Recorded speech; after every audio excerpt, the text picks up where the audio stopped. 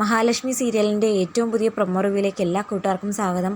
കണ്ണൻ്റെയും മഹാലക്ഷ്മിയുടെയും വിവാഹ വാർഷിക ദിവസം എന്തായാലും ഉണ്ണിയും കരുണയും ഒത്തുചേരട്ടെ എന്നൊരാഗ്രഹത്തിൻ്റെ പുറത്ത് കണ്ണനും മഹാലക്ഷ്മി ഒരു ഗിഫ്റ്റ് ഉണ്ണിക്ക് ഓഫർ ചെയ്യുന്നുണ്ട്. പക്ഷേ ഉണ്ണിയുടെ ജീവിത സാഹചര്യം വെച്ചിട്ട് ആ ഗിഫ്റ്റ് സ്വീകരിക്കുക അല്ലാതെ മറ്റൊരു മാർഗ്ഗമില്ല. എങ്ങനെയെങ്കിലും കരുണ തിരിച്ച് കമലേശ്വരത്തേക്ക് കൊണ്ടുവരാൻ ആഗ്രഹിച്ചിരുന്ന സമയത്താണ് കണ്ണനും മഹാലക്ഷ്മി ആ ഓഫർ കൊടുക്കുന്നത്. കണ്ണനാണെങ്കിൽ ഉണ്ണിയോട് പറയുന്നു, എന്തായാലും ഇന്ന് നിങ്ങളുടെ വിവാഹ വാർഷിക ദിവസം ഒരു ഗിഫ്റ്റ് കരുണയ്ക്ക് കൊടുക്കണം.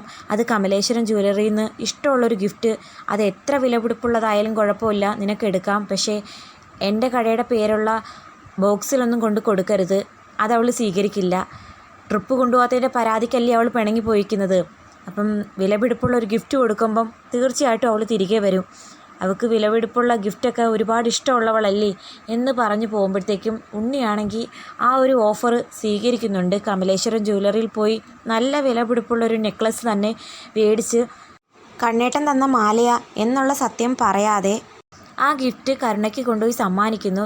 കരുണയെ വിളിച്ചപ്പോൾ കരുണ ചോദിച്ചിരുന്നു ഇന്നത്തെ ദിവസത്തിൻ്റെ പ്രത്യേകത എന്താണെന്ന്. പെട്ടെന്നാണെങ്കിൽ ഉണ്ണിക്കത് ഓർത്തതുമില്ല. അതും കൂടി കരുണയെ ചൊടിപ്പിച്ചിരുന്നു. അതിനും കൂടി ഒരു സോറി പറയുന്നുണ്ട് നമ്മുടെ ഉണ്ണി. പെട്ടെന്ന് നീ അങ്ങനെ ചോദിച്ചപ്പം എനിക്ക് ഓർമ്മ വന്നില്ല. പക്ഷേ ഒരു മാസം മുമ്പേ എനിക്കറിയാം ഇന്നാണ് നമ്മുടെ വിവാഹ വാർഷികമെന്നും നിനക്ക് നല്ലൊരു ഗിഫ്റ്റ് തരണമെന്ന് എനിക്ക് ആഗ്രഹമുണ്ടായിരുന്നു. ഈ ഗിഫ്റ്റ് നീ സ്വീകരിക്കണമെന്നൊക്കെ പറയുമ്പോൾ എനിക്ക് നിങ്ങളുടെ ഒരു ഗിഫ്റ്റും വേണ്ട. കാരണം കുടുംബജീവിതവുമായി മുന്നോട്ട് പോകുന്നവർക്കല്ലേ ഗിഫ്റ്റും സമ്മാനമൊക്കെ പ്രതീക്ഷിക്കൂ. നിങ്ങളുടെ ഒരു സമ്മാനം ഞാൻ ആഗ്രഹിക്കുന്നില്ല എന്ന് പറയുമ്പം എന്തായാലും നിനക്ക് കൊണ്ടുവന്ന ഗിഫ്റ്റല്ലേ, ഞാൻ തിരികെ കൊണ്ടുപോകുന്നില്ല, ഇത് നീ സ്വീകരിക്കണം എന്ന് പറഞ്ഞ് വെച്ചിട്ടാണ് പോകുന്നത്. മാത്രമല്ല ഒരു സിനിമയ്ക്കും അതുപോലെ ഫുഡ് കഴിക്കാനൊക്കെ വിളിച്ചെങ്കിലും കരുണ കൂടെ പോകുന്നില്ല. അവൾക്ക് വ്യക്തമായിട്ടറിയാം ഒരു 5 സ്റ്റാർ ഹോട്ടലിൽ നിന്നും കയറി ഫുഡ് മേടിച്ച് തരാനുള്ള ആസ്തിയില്ല. അഥവാ ആസ്തി ഉണ്ടെങ്കിൽ തന്നെ അയാൾ കാശ് കയ്യിൽ നിന്ന് ഇറക്കത്തുമില്ല, ഒരു പിശുക്കനാ എന്നൊക്കെ മുത്തശ്ശിയോട് പറയുന്നു. എന്തായാലും നമ്മുടെ മുത്തശ്ശിയും കരുണയും നല്ലൊരു ചാൻസ് ഉണ്ണിക്ക് കൊടുത്തിട്ടുണ്ട്. കമലേശ്വരം കമ്പനിയിൽ നിന്നും ജോലി ഉപേക്ഷിച്ച് നല്ലൊരു കമ്പനിയിൽ ജോലിക്ക് കയറി സെപ്പറേറ്റ് ഒരു വീടെടുത്ത് താമസം തുടങ്ങുകയാണെന്നുണ്ടെങ്കിൽ ഭാര്യയായിട്ട് കരുണ കൂടെ ചെല്ലാം എന്നൊരു ഓഫറാണ് കൊടുത്തിരിക്കുന്നത്. പക്ഷേ ഉണ്ണിയെ സംബന്ധിച്ച് അതൊരിക്കലും നടക്കില്ല. കമലേശ്വരം കമ്പനിയിൽ നിന്നും കിട്ടുന്ന ശമ്പളം മറ്റൊരു സ്ഥാപനത്തിൽ നിന്നും തനിക്ക് കിട്ടില്ലെന്നുള്ള കാര്യം വ്യക്തമായിട്ടറിയാം. പിന്നെ സ്വന്തമായിട്ടൊരു വീട് വെക്കുക എന്നതും ഉണ്ണിയും കൊണ്ട് സാധിക്കാത്ത കാര്യമായതുകൊണ്ട് ഉണ്ണി അതിന് വാക്കൊന്നും കൊടുക്കുന്നില്ല. തിരികെ വീട്ടിലേക്ക് പോകുന്നു. എന്നാൽ ഗിഫ്റ്റൊക്കെ എടുത്ത് നോക്കുന്ന മുത്തശ്ശിയും പ്രതാപനും ആകെ ഞെട്ടിപ്പോകുന്നു. നല്ല വിലപിടിപ്പുള്ള സ്വർണ്ണമാല. അത് കണ്ട് മുത്തശ്ശിയുടെയും പ്രതാപൻ്റെയും മുഖം തെളിയുന്നുവെങ്കിലും കരുണയുടെ മുഖത്ത് അത്ര സന്തോഷമൊന്നും കാണുന്നില്ല. കാരണം മേടിച്ചുകൊണ്ട് വന്നത് തൻ്റെ ഭർത്താവാണെന്നുള്ള കാര്യം നമ്മുടെ കരുണയ്ക്കറിയാമല്ലോ. മുമ്പൊരിക്കൽ ഇതുപോലെ മഹാലക്ഷ്മി മേടിച്ചു കൊടുത്ത മാല ഉണ്ണി കൊണ്ടുവന്ന് കരുണയ്ക്ക് കൊടുത്തിട്ട് ഒടുക്കം അത് മഹാലക്ഷ്മി വാങ്ങിക്കൊടുത്ത മാലയാണെന്ന് തിരിച്ചറിയുന്ന കരുണ അന്ന് കുറേ പ്രശ്നങ്ങൾ ഉണ്ടാക്കിയിരുന്നു. അതുപോലെ തന്നെ ഇത്തവണയും ആരെങ്കിലും ഗിഫ്റ്റ് കൊടുത്ത മാലയായിരിക്കും തനിക്ക് തരാൻ വേണ്ടി. ഒന്നീ കണ്ണേട്ടനോ അല്ലെങ്കിൽ ആ മഹാലക്ഷ്മിയോ.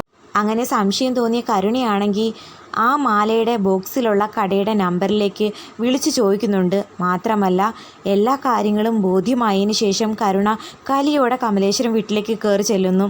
നമ്മുടെ കരുണയെ കണ്ടതും ഉണ്ണിക്കും ദുർഗയ്ക്കൊക്കെ ഒരുപാട് സന്തോഷമായി. കാരണം വിലപിടിപ്പുള്ള ഗിഫ്റ്റ് കിട്ടിയപ്പോഴത്തേക്കും അവളുടെ പിണക്കമൊക്കെ മാറി തിരികെ ജീവിക്കാനായിട്ട് വന്നതാ എന്ന് കരുതിയാണ് അവർ സന്തോഷം കാണിക്കുന്നത്. മോളെ നീ എന്താ പറയാഞ്ഞത്, പറഞ്ഞിരുന്നെങ്കിൽ മോൻ വന്ന് കൂട്ടിക്കൊണ്ട് വരത്തില്ലായിരുന്നോ എന്ന് ദുർഗ ചോദിക്കുന്നുണ്ട്.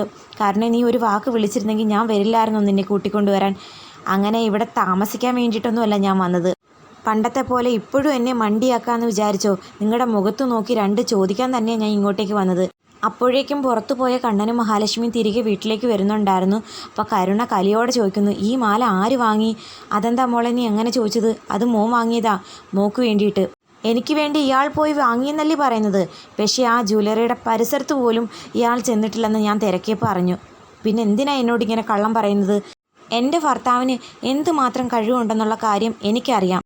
കമലേശ്വരം ജ്വല്ലറിയിൽ നിന്ന് ഏട്ടൻ്റെ ഏട്ടത്തിയുടെയും ഔദാര്യം വാങ്ങി വിവാഹ വാർഷിക ദിവസം എനിക്ക് കൊണ്ടുവന്ന് എന്നെ സന്തോഷിപ്പിക്കാൻ നിനക്ക് നാണമില്ലേ? എന്തായാലും മോൻ മേടിച്ച മാലയല്ലേ, അമ്മ തന്നെ ഇട്ടോ എന്ന് പറഞ്ഞ് വലിച്ചെറിഞ്ഞിട്ട് അവളങ്ങ് പോകുമ്പോഴത്തേക്കും കണ്ണൻ ചോദിക്കുന്നു, നീ എന്തിനാ നമ്മുടെ കടയുടെ പേരുള്ള ബോക്സിൽ മാല സമ്മാനിച്ചത്? അതുകൊണ്ടല്ലേ അവൾക്ക് മനസ്സിലായത്. ഞാനിപ്പോൾ ആ ബോക്സിൽ കൊണ്ടൊന്ന് കൊടുത്തില്ലെങ്കിൽ പോലും അവൾ അറിഞ്ഞേനെ, അല്ലെങ്കിൽ ഈ ഏട്ടത്തി എന്ന് പറയുന്ന സ്ത്രീ അവരെ അറിയിച്ചേനെ. അത് കേട്ടതും മഹാലക്ഷ്മിയാണെങ്കിൽ ആകെ വിഷമത്തോടെ നിരാശയോടെ നിൽക്കുന്നുണ്ട്. വിവാഹ വാർഷിക ദിവസത്തെ എല്ലാ ആഘോഷങ്ങളും കരുണയുടെ ഫോണിലേക്ക് അയച്ചു കൊടുത്തില്ലേ മഞ്ജുവിനെയും കൊണ്ട് ഈ ഏട്ടത്തി. അതെല്ലാം ചെയ്തത് ഇവരറിയാതാണെന്നും കൂടി ഇനി ഏട്ടൻ പറയരുത്. ഞാൻ അത്ര മണ്ടനൊന്നുമല്ല എന്ന് പറഞ്ഞ് ദേഷ്യത്തോടെ അങ്ങ് അകത്തേക്ക് കയറിപ്പോന്നു. എന്തായാലും നിനക്ക് സമാധാനം ആയില്ലേടി എന്ന് ചോദിച്ച് ദുർഗ മഹാലക്ഷ്മിയുടെ മേൽ പഴി ചാരാൻ വരുന്ന സമയത്ത് കണ്ണനാണെങ്കിൽ മഹാലക്ഷ്മിയെ സംരക്ഷിക്കുന്നു. അപ്പോൾ എന്താകുമെന്ന് കാത്തിരിക്കാം.